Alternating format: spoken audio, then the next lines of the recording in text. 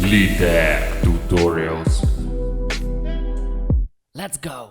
After you freeze your track and you want to turn it into the sample, but you still want to have the original synth, you don't need to flatten it. You can just press Ctrl and drag it like that.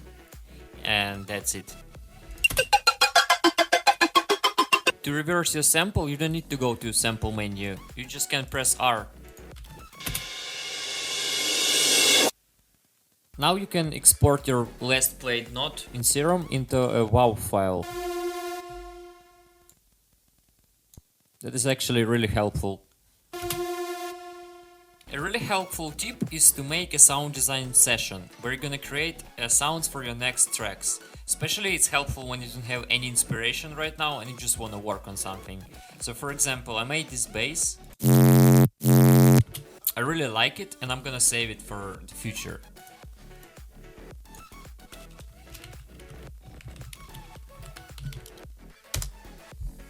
Another cool tip is to create a folder, for example like this one, my favorite samples, where you're gonna put the best samples you ever found, and it's gonna be really helpful in your production. For example, like these kicks or snares. Nice. I really like them. I think they're like top notch, and I don't need to search like and waste hours and hours to find good samples. I can just choose it from here really quickly. Prepare loops for future. For example, I made this melody.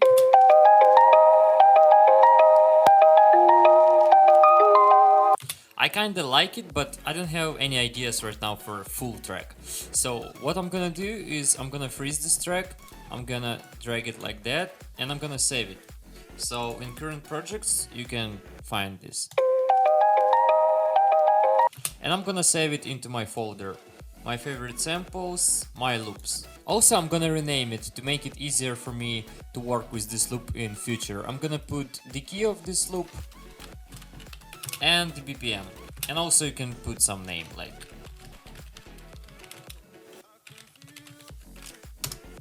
And next day when I'm gonna have some more inspiration, I can just find this loop I made and just play with it for a little bit. For example.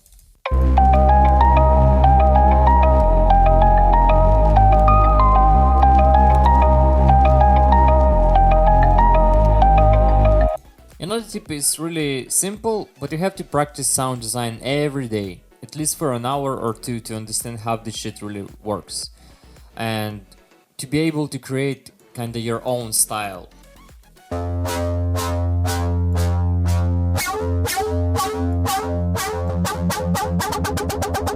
What the fuck is this? Play with a pitch automation. It can really help making your leads sounds more alive, unique and dynamic. For example, here's without pitch automation. And here's with pitch automation. Sounds way better. Yeah. Another cool tip is a reverb automation. I'm using it all the time, especially on my leads. It can fill in the empty space and make your track bigger. For example, without reverb automation and with.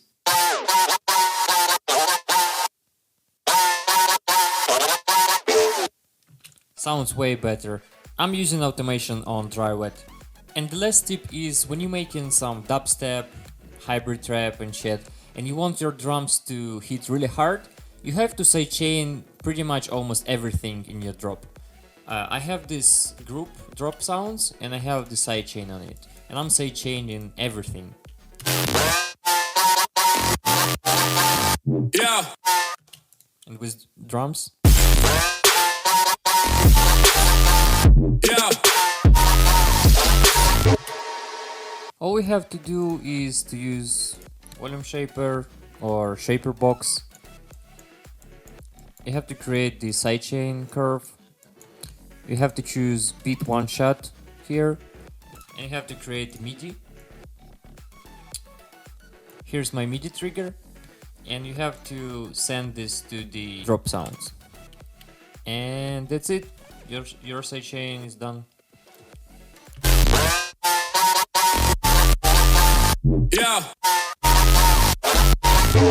Okay guys, thank you so much for watching. Make sure to comment down below, press that like button, and see you in the next videos. Bye bye.